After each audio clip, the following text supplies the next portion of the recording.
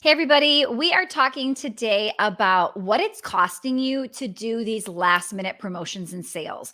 So many times we are in that panic mode, especially during COVID.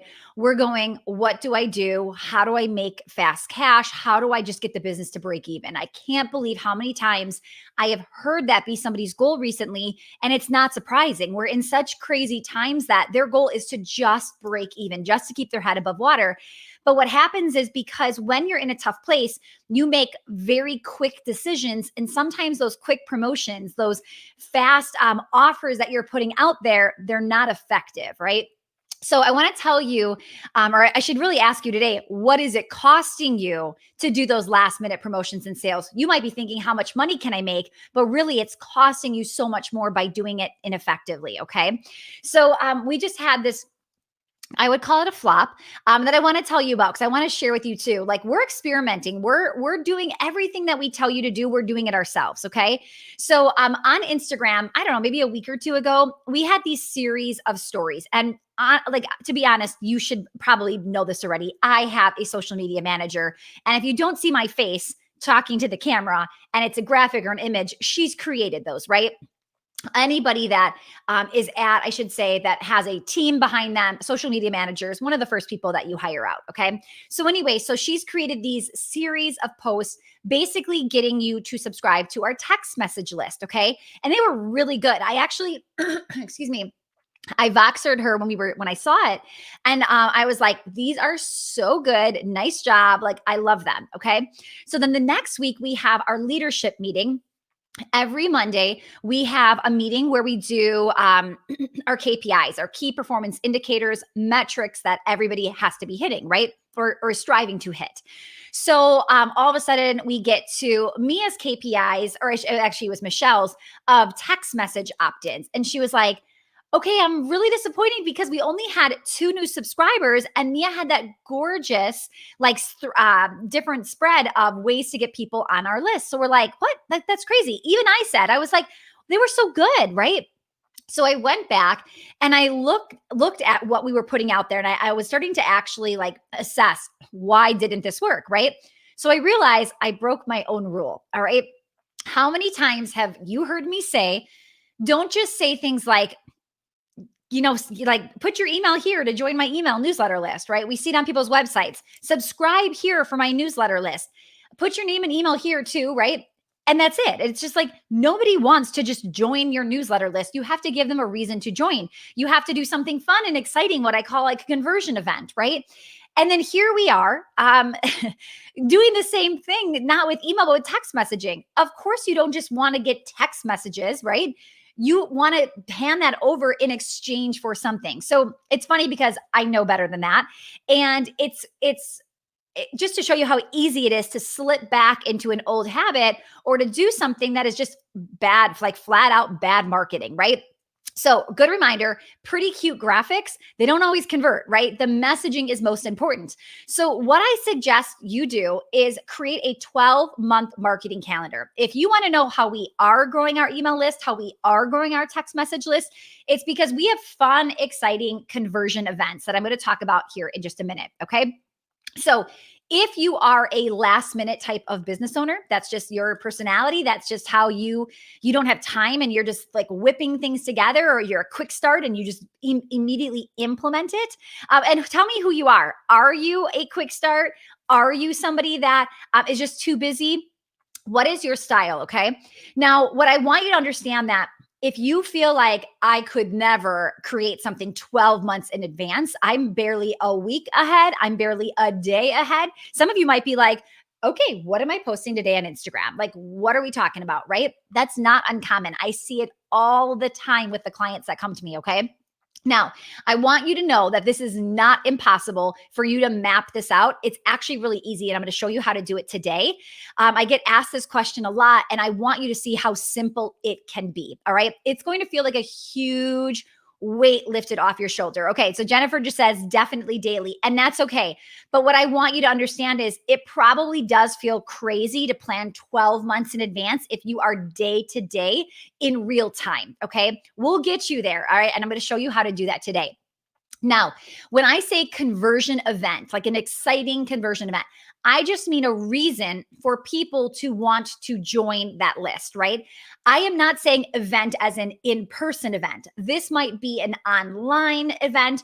And actually, at the end of this, I'm going to give you a few examples of what you could do in case you're curious, okay?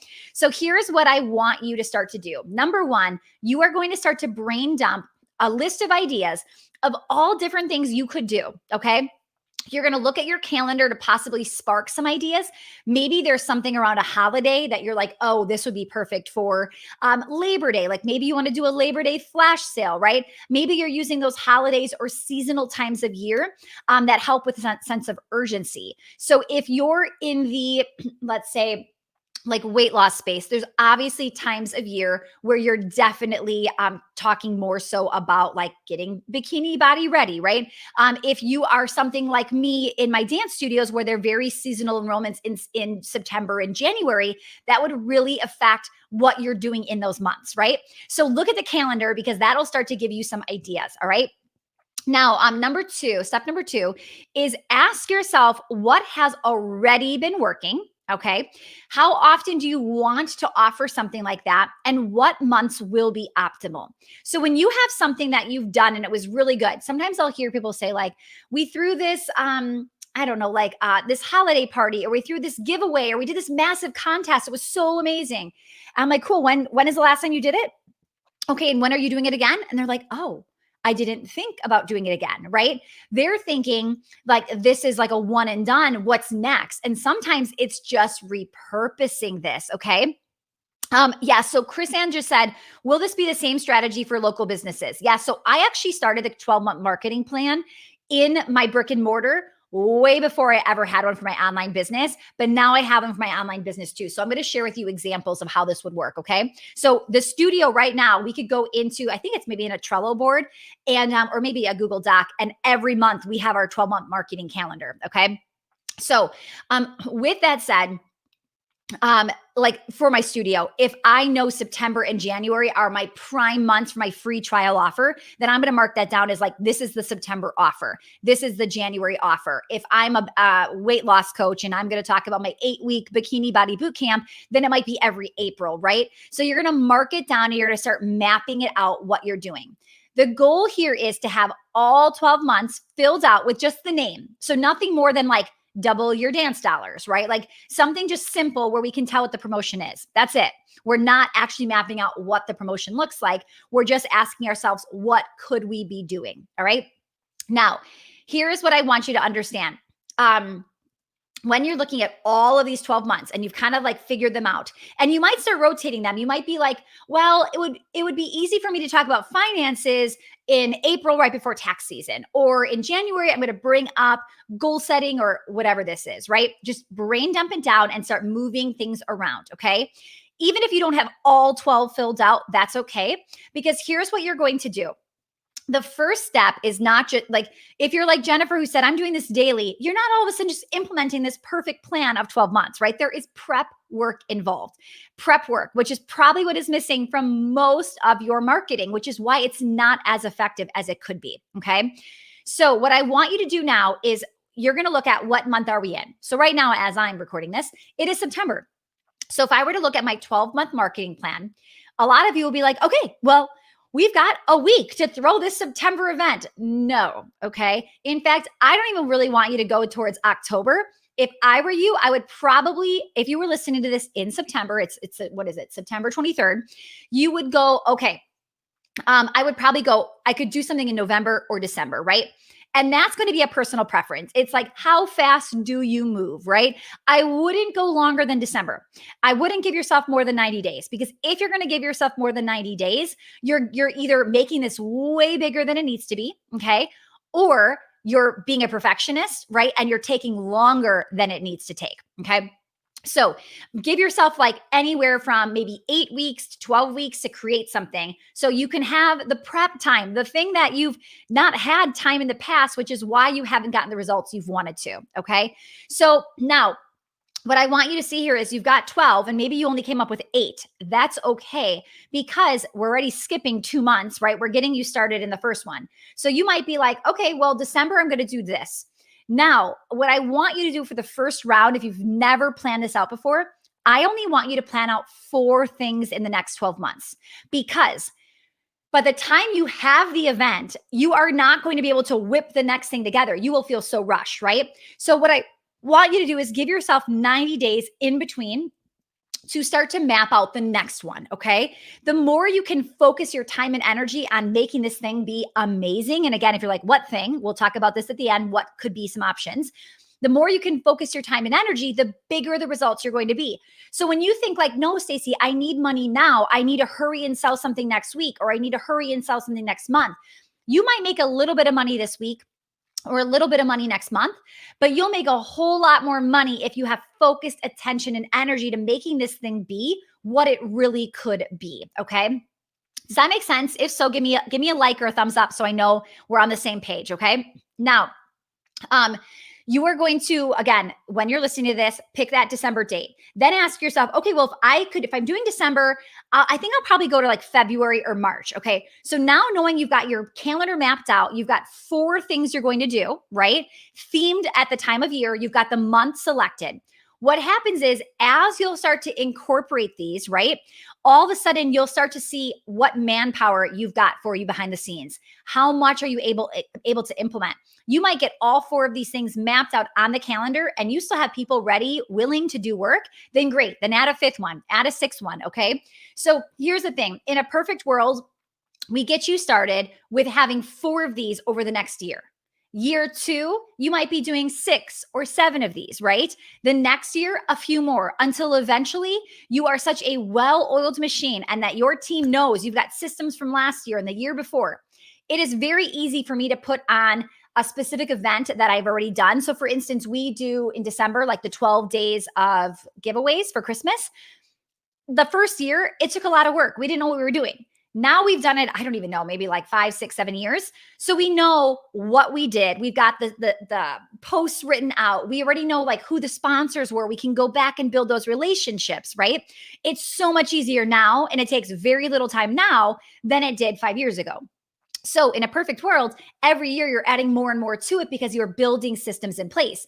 So now when you've been doing this for a while, all of a sudden 12 months, you've got it. You're like, well, this is what we're doing this month. This is what our theme is that month, right? Okay. So after you start finding your groove and master, then you diversify and add on more. All right. So, okay. I hope that helps. Now what I want to do really quickly is I want to make sure that you've got some ideas of what this event or promotion could look like, whether you're local or whether you're online. Now, to be clear, before I explain this even more, you should still be selling every day in your business, right? These are just 4 things that are out of the norm. They are more exciting than your typical sign up with me, right? It's something like fun and exciting that gets people that sense of urgency, a reason to buy now. It's timely, it's relevant, and so on, okay? You should be selling every day. I should never call your place or email and you're like, oh, unfortunately, there's nothing to buy right now. I know that sounds funny, but I can't tell you how many people, even in the dance studio world, you call at a certain time and they're like, oh, we're no longer taking registrations, right? It's like, okay, well, you have nothing to offer them, right? Like that's a whole nother conversation, but I really want you to understand it happens in the online space too. People opening and closing their doors for their signature program and then making people wait a year. Newsflash, there are going to be some people who, yes, they'll wait for you. And there will be a lot of people that don't have a year to wait. Time is like our biggest limited resource and people are impatient, right? I'm impatient. I'm sure a lot of people watching or listening are too. Now, here are some ideas that you could be doing. So if you're like, I've got the theme or the idea, like I'm going to do something goal setting wise, but I don't know what I would do. Okay, here are a couple options. I've got 7 different things and there's way more, but 7 to get you started. Okay. So what could you do referral wise? Okay. So a referral special. So referrals should be one of your biggest sources of new leads. Okay. If it's not, you probably have some sort of delivery or development problem in your customer success. When you deliver a great product, people will spread the word about it, and referrals should be a huge source of leads and sales. Okay. So knowing that, What can you do to increase referrals 1 month? Like, what can you do as a referral promotion, like a bring a friend or a double referral month? Like, what are some things you could be doing? Okay. Number two, a double your money. We just did this with our studio. Like, I think it was called double your dance days or double your dance dollars, something like that, where they came in to try something and whatever they spent, they then doubled their money, right? So, what could you be doing? And again, you guys, I'm giving examples with my studio, but I'm also doing this in the online world as well, right? So it could be something where I have a $50 webinar and at the end of the webinar, I say, listen, anybody that wants to jump into foot traffic formula, we're going to give you $100. We're going to give you your $50 back and double it and give you another 50 to take off the price point. Do you see what I'm saying? This can be done in any business. So please, please, please do not think, oh, I don't have the kind of business she has. All right. Number three, upsell specials. Okay. So again, where is it like, how is it, how do I say this? The easiest place to bring in money right now is your current people. Okay. So a lot of times we spend so much time and energy trying to get new. And yes, we want new people, but don't forget you have these amazing customers that maybe they need other services. What can you upsell those people? What is something, and I say upsell and that might turn you off, but how can you better serve the current customers you have, right? That's what I mean when I say upsell. So what are other things that you could be doing that they might go, ooh, I'm interested in this. Oh, I need this too, okay? So maybe 1 month you are currently like really focusing on what can we do to take our people from spending $50 a month or maybe $50 average cart to spending $100 average cart, right? Okay. Number four, social media contests. If you are not, first of all, that is like a double win because not only does it give you social media engagement, which is just all sorts of amazing things with Facebook ads and retargeting and engagement and organic growth, right? But when you do social media contests and it's getting that engagement, you're getting new people to see what it is you're doing, and you can have offers and specials to buy into whatever it is you currently do. So if you are not doing any sort of social media contest ever, trust me when I say picking that as one of your month could be really massive. Okay. Number five, doing a giveaway. All right. So you don't always have to be like, buy my stuff, buy my stuff, buy my stuff. What if you were like, hey, like what if I were to say, I'm giving away a year-long membership to Foot Traffic Formula. Here is what we're doing and here's how you apply. Okay. There are ways to get things like that coming in, and then things I could be offering to the people that didn't win. Okay. Giveaways are massive. Okay. Number six, collaboration and partnership strategies. So what could you do with a complementary business, right? Like we call them the Dream 100. What could you do with, oh, cool. Jennifer says, I'm doing this. What could you do with somebody that would be some sort of partnership, whether it's an IG story takeover, you do a swap with blog posting or a shout out on social media. This again could be done locally or online. Find people that like, listen, I'll talk about your business on my Facebook page if you'll talk about my business on yours, right? Like simple swaps like that, where maybe they're doing some sort of giveaway or something on their page and it spikes that engagement. Okay. And then some sort of like customer loyalty, right? So a big thank you for being a customer, right? And you might be thinking, but like, how would that get people excited? Or honestly, anytime we do things where we give a thank you for customer loyalty, it just builds a stronger bond where they're asking like, how do we do this? Or where do we sign up for that? Or how do we go deeper? It's another opportunity for people to love our business and then ask us like where to go next. Okay. Now, that's 7 right there, you guys. If you're like, I don't have 12 ideas, I just gave you 7. Okay. Not only that, those 7 ideas, let's think about that.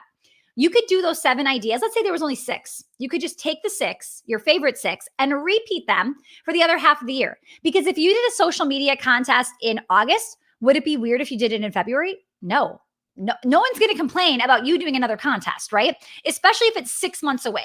So what I encourage you to do, like you guys, this podcast right here is gold. Okay. If you do not take notes and write this down and map out your plan, I am giving you so much amazing content right now. All right. You've got 7 ways to repurpose and make them be 12. So again, pick your favorite. I would do 7, do them all, or pick your favorite 6 and then double them up and pick the months, spread them out. Okay.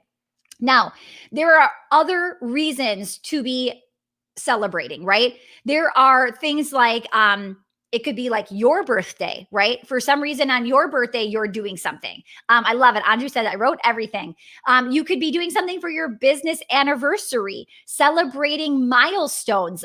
Maybe you just hit your 100th customer or your 1,000th member or your 1 million downloads, whatever it is, there is always a reason to celebrate. Okay. Don't be missing milestones. So that's one. Holidays. Look at every single holiday and ask yourself, what could I do for the 4th of July? What could I do for Labor Day weekend?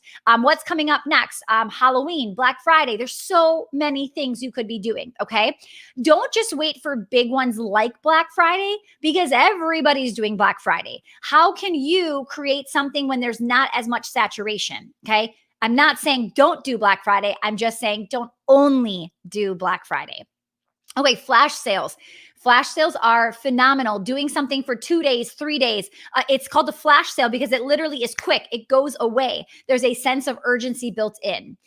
Creating specials during your slow season. So many times people will be like, oh, well, I just had this conversation in foot traffic. Somebody said to me, well, I'm going to do my last thing like December 5th or something because people aren't going to be working in December, right? So then people will purposely slow down and not offer something, okay? My question is, what could you do when a lot of people are thinking that? What could you offer in December when a lot of people aren't offering offers, right? That would make you stand out and would still get the person that is still working, that does still want what it is you have to offer. Create your own holiday, like make up the reason that you're doing this. Celebrate somebody else's anniversary in the company. Maybe you have a rock star employee or contractor that everybody loves, and you could be like, it's Claire's birthday today, and in honor of Claire's birthday, here is what we are doing, right? Little things like that. The more I shine a light on my team, I swear those things do the best anyway. So what can you do to bring people forward to shine that light? All right. So that's what I want to say there. Now, before we wrap up, I want to explain some tips to implementing this. All right. So, because this can get to be a fun project that starts to sidetrack you. And what I mean by that is don't forget the intention of what we're doing here. All right. Why are you doing the flash sale? Why are you doing the free trial? Why are you doing the social media contest? What are you trying to get out of this? Is this brand awareness? Is your goal to get more likes on Facebook? Is it to make a certain amount of money? Is it to help you with fill in the blank? Okay. Put whatever you just wrote as like the reason we're doing this month. And honestly, you guys, that will change each month, right? Sometimes we're like, oh, wow, we've really got to increase our brand awareness. Oh, wow, we really need to see some more sales coming in. Whatever that is, what is our goal for that month or those 90 days? And we start to go, okay, well, if we want to get our social media numbers, that engagement up, maybe let's do a social media contest, right? You start to see like how we're picking and choosing. And it really comes back to the intention of the event itself. Okay. Again, not a right or wrong answer. There are many reasons to do conversion events. Grow your email list, brand awareness, visibility, sales, etc. All right. Now, remember that I would write down my number one thing, like what is the intention? Then I would start to break down the project itself, and I would start to assign tasks and deadlines to specific people on the team. If it's just you, then you don't need a person. You're going to write down the dates, right? You're going to be writing down when you're going to be doing specific things. Now, if you listen to what I said and you did at least about 90 days out, you've got some time to start to reverse engineer and put those deadlines in place so that you can ask yourself, what do I need to do now? Okay.